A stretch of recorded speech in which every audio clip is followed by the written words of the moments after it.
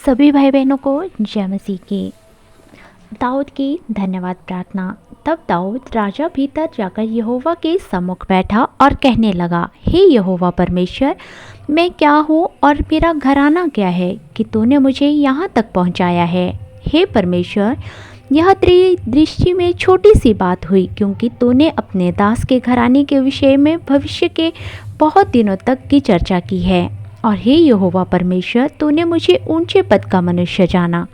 जो महिमा तेरे दास पर दिखाई गई है, उसके विषय में दाऊद ने तुझसे क्या कह सकता है। तू तो अपने दास को जानता है। हे यहोवा, तूने अपने दास की निमित्त और अपने मन के अनुसार यह बड़ा काम किया है कि तेरा दास उसको जान ले। हे यहोवा, जो कुछ हमने अपने कानों से सुना उसके अनुसार कोई तुल्य नहीं, और न तुझे छोड़ और कोई परमेश्वर है। फिर तेरी प्रजा इस्राएल के तुल्य कौन है। वह तो पृथ्वी भर में एक ही जाति है जो परमेश्वर ने जाकर अपनी नीच प्रज्ञा को छुड़वाया।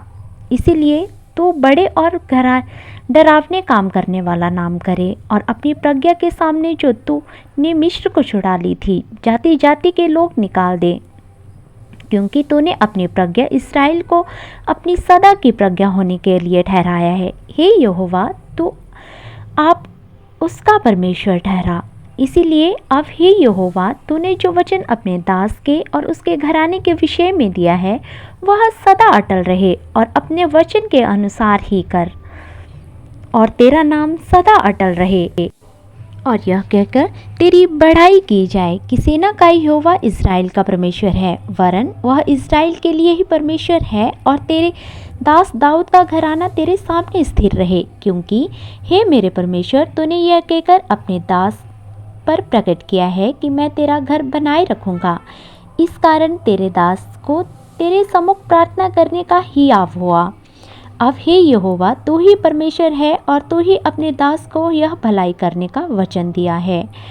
और अब तूने प्रसन्न होकर अपने दास के घराने पर ऐसी आशीषित दी है कि तेरे सम्मुख सदा बना रहे, क्योंकि हे यहोवा, तू आशीष दे चुका है, इसलिए वह सदा आशीषित बना रहेगा। इसी तरह से प्रभु के वचन हमारी ज़िंदगी में भी काम करे और हम सदा आशीषित रहें। आमीन।